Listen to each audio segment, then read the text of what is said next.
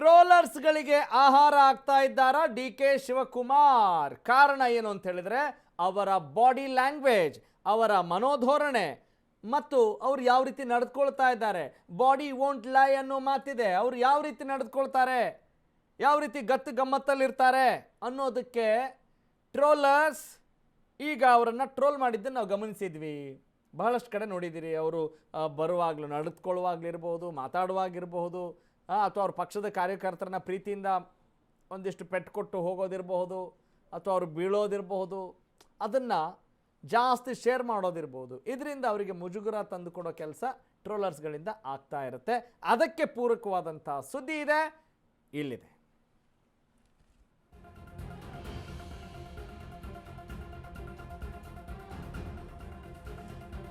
ಟ್ರೋಲರ್ಸ್ಗೆ ಆಹಾರ ಆಗ್ತಾ ಇದ್ದಾರೆ ಡಿ ಕೆ ಶಿವಕುಮಾರ್. ಸೇಬು ಕಚ್ಚಿ ಜನರತ್ತ ಎಸೆದಂತ ಮುಖ್ಯಮಂತ್ರಿ ಡಿ ಕೆ ಶಿವಕುಮಾರ್. ನೋಡಿ, ಸಾರ್ವಜನಿಕ ಜೀವನ ಅಂತ ಹೇಳಿದ್ರೆ ಎಲ್ಲವೂ ಕೂಡ ಕೌಂಟ್ ಆಗುತ್ತೆ. ನಾವು ಬಾವುಟದ ಮೇಲೆ ನಡೀತೀವ, ದೇಶದ ಮೇಲೆ ನಡೀತಾ ಇದ್ದೀವ, ಯಾರ ಜೊತೆ ಮಾತಾಡ್ತಾ ಇದ್ದೀವಿ, ದೊಡ್ಡವ್ರಿಗೆ ಆಶೀರ್ವಾದ ಮಾಡಬೇಕಾ, ನಮಸ್ಕಾರ ಮಾಡಬೇಕಾ, ಹೀಗೆಲ್ಲ ಜನ ಸೂಕ್ಷ್ಮದಿಂದ ನೋಡ್ತಿರ್ತಾರೆ. ಅದನ್ನು ಇಲ್ಲಿ ಟ್ರೋಲರ್ಸ್ ಬಳಸ್ಕೊಳ್ಬೋದು. ಡಿ ಕೆ ಶಿವಕುಮಾರ್ಗೆ ಬೃಹತ್ ಸೇಬಿನ ಆಹಾರ ಹಾಕಿದ್ರು ಅವರ ಅಭಿಮಾನಿಗಳು. ಆ ಸಂದರ್ಭದಲ್ಲಿ ಬೃಹತ್ ಗಜಮಾಲೆಯಿಂದ ಸೇಬು ಹಣ್ಣನ್ನು ಕಿತ್ತು ತಿಂತಾರೆ ಡಿ ಕೆ ಶಿವಕುಮಾರ್. ತಿಂದ ಸೇಬನ್ನೇ ಜನರತ್ತ ಎಸೀತಿದ್ರು ಡಿ ಕೆ ಶಿವಕುಮಾರ್. ಹಾಗಾಗಿ ಅದು ಕೂಡ ಕೌಂಟ್ ಆಗುತ್ತೆ. ಅದು ಪ್ರೀತಿಯಿಂದನೇ ಇರ್ಬೋದು, ಆದರೆ ಅದನ್ನು ಎಲ್ಲರೂ ಒಂದೇ ಥರ ಒಪ್ಕೊಳ್ಬೇಕು ಅಂತಿಲ್ವಲ್ಲ. ಕನಕಪುರದ ಹಾರೋಹಳ್ಳಿಗೆ ಭೇಟಿ ನೀಡಿದ್ದಾಗ ನಡೆದಂಥ ಒಂದು ಘಟನೆ ಅದು. ಹಾಗಾಗಿ ಜನ ಗಮನಿಸ್ತಾರೆ, ನೋಡ್ತಾ ಇದ್ದೀರಿ. ಅದಕ್ಕೆ ಪೂರಕವಾದ ದೃಶ್ಯಗಳನ್ನು ನಾವೇನು ಹೇಳ್ತಾ ಇದ್ದೀವಲ್ಲ, ಟ್ರೋಲರ್ಸ್ಗೆ ಯಾಕೆ ಆಹಾರ ಆಗ್ತಾ ಇದ್ದಾರೆ ಅಂತ ಹೇಳಿದ್ರೆ ಇದಕ್ಕೆ ದೊಡ್ಡ ಮಟ್ಟದ ಕರೆಕ್ಟು ಸಂಭ್ರಮದ ವಿಚಾರ ಬಂದಾಗಲೂ ಕೂಡ ಬಹಳ ಹುಷಾರಾಗಿರಬೇಕು ಅಂತ ಇದಕ್ಕೆ ಹೇಳೋದು. ಈಗ ನೀವು ಗಮನಿಸಿದ್ದೀರಿ, ಯಾವುದೋ MLA ಆಗಿರ್ಬೋದು, MP ಆಗಿರ್ಬೋದು, ಮಿನಿಸ್ಟರ್ ಆಗಿರ್ಬೋದು, ಯಾರು ಪೊಲಿಟಿಕ್ಸಲ್ಲಿ ಇದ್ದಾರೆ ಅಂತ ಹೇಳಿದ ತಕ್ಷಣ ಅವ್ರಿಗೆ ನೀವು ಬೇಕಾಗಿದ್ದ ಕೆಲಸ ಎಲ್ಲ ಮಾಡಬೇಕು ಅಂತಿಲ್ಲ. ಒಂದು ಸುಮ್ಮನೆ ಹೆಗಲ ಮೇಲೆ ಕೈ ಹಾಕಿ ಮಾತಾಡಿಸಿದ್ರೆ ಸಾಕು, ಅವ್ರು ಖುಷಿ ಪಟ್ಟುಬಿಡ್ತಾರೆ. ಅಂದರೆ ತುಂಬ ಇಂಪಾರ್ಟೆಂಟು.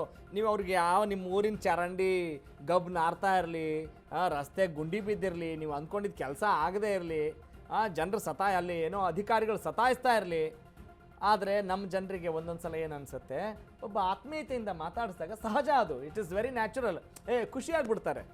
ಹಿಂಗಿರುವಾಗ ನೋಡಿ, ತಿಂದುಬಿಟ್ಟು ಅಲ್ಲಿ ಹಾಕೋದಿದೆಯಲ್ಲ, ಇದು ಎಷ್ಟು ಸರಿ ಅನ್ನುವ ಪ್ರಶ್ನೆ ಕಾಡ್ತಾ ಇದೆ.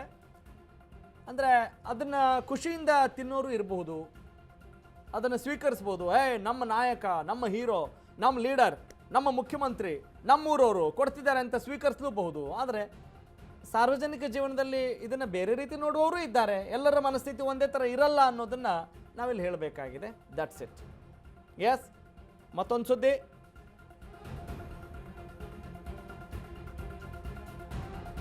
ಯಾವ ಮತಗಳಿಂದ ಗೆದ್ದು ಮುಖ್ಯಮಂತ್ರಿ ಆಗಿದ್ದೀರೋ ಅವರ ಮೇಲೆ ತಿಂದ ವಸ್ತು ಎಸೆಯೋದು ಕಾಂಗ್ರೆಸ್ ಮನಸ್ಥಿತಿ. ಶುರುವಾಯಿತು ನೋಡಿ politics. CM D K Shivakumar ನಡೆಗೆ BJP ಸುಮ್ಮನೆ ಇರ್ತಾರಾ? ಭಾರತೀಯ ಜನತಾ ಪಕ್ಷ ಆಕ್ರೋಶ ವ್ಯಕ್ತಪಡಿಸಿದೆ. ಗೌರವಯುತವಾದಂಥ ನಡವಳಿಕೆಯ ಪ್ರದರ್ಶನ ಆಗಬೇಕು. ಮತದಾರರು ಭಿಕ್ಷುಕರಲ್ಲ ರೀ, ಅವ್ರಿಗೆ ಗೌರವ ಕೊಡಬೇಕು. ಏನು ನಿಮ್ಮ ದಿಮಾಕು ಅನ್ನುವ ಅರ್ಥದಲ್ಲಿ ನೋಡಿ, ದಿಮಾಕ್ ಅಂದರೆ ಇದರಲ್ಲಿ ದುರಹಂಕಾರ ಪ್ರದರ್ಶಿಸಿದಾಗ ಜನರೇ ಪಾಠ ಕಲಿಸ್ತಾರೆ ಅಂತ BJP ಡಿ ಕೆ ಶಿವಕುಮಾರ್ ಅವರ ವಿರುದ್ಧ ಕಿಡಿಕಾರ್ತಿದ್ದಾರೆ.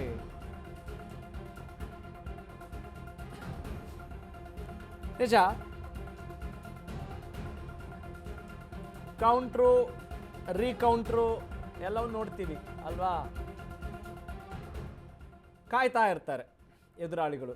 ಒಂದು ಸಣ್ಣ ಲಬಕ್ಕಂತ ಹಿಂಗೆ ಬಿದ್ದರೆ ಸಾಕು, ಹಿಡ್ಕೊಂಬರೋಣ ಅಂತ ಅಲ್ವಾ. ಅಲ್ಲಿ ಇರೋದೇ ಹಾಗೆ.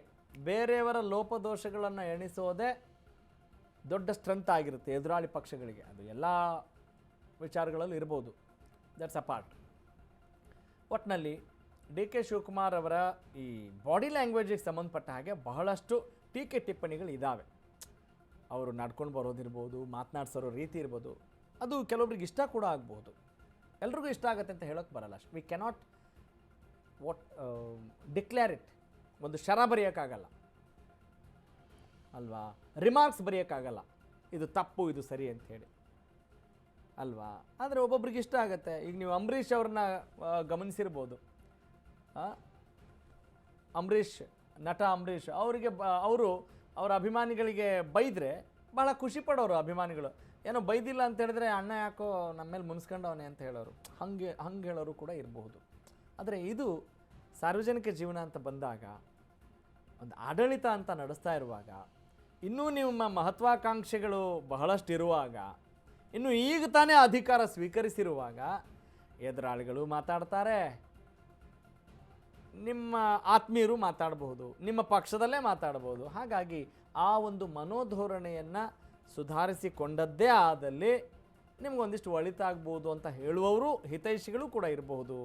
ಒಟ್ಟಿನಲ್ಲಿ ಸಾರ್ವಜನಿಕ ಜೀವನ ಅಂತ ಹೇಳಿದಾಗ ಮೈಯೆಲ್ಲ ಕಣ್ಣಾಗಿರಬೇಕು ಅಂತ ಹೇಳುವವರು ಇದ್ದಾರೆ. ಅದನ್ನು ಕೂಡ ಗಮನಿಸ್ಬೋದು. ನಾವು ಹೇಳೋದು ನೀವೇನೋ ತೊಗೊಂಬಿಡಿ ಅಂತ ಹೇಳ್ತಾ ಇಲ್ಲ. This is what happening. ಜನರ ಮನಸ್ಥಿತಿ ಹೆಂಗಿರುತ್ತೆ, ಎಲ್ಲರೂ ಹೇಗೆ ನೋಡ್ತಾರೆ ಅನ್ನೋದನ್ನು ನಿಮಗೊಂದು ಸ್ವಲ್ಪ ಎಚ್ಚರಿಸ್ತಾ ಇದ್ದೀವಿ ಅಷ್ಟೇ. ದಟ್ಸ್ ಆಲ್ ಫಾರ್ ನಾವ್. ಇದಾಗಿತ್ತು ಇವತ್ತಿನ ಟಾಪ್ ಸ್ಟೋರೀಸ್. ನಾನು ನಿಮ್ಮ ರಾಘವ ಸೂರ್ಯ. ನೋಡ್ತಾ ಇರಿ ಅಶ್ವವೇಗ ನ್ಯೂಸ್. ನಮಸ್ಕಾರ.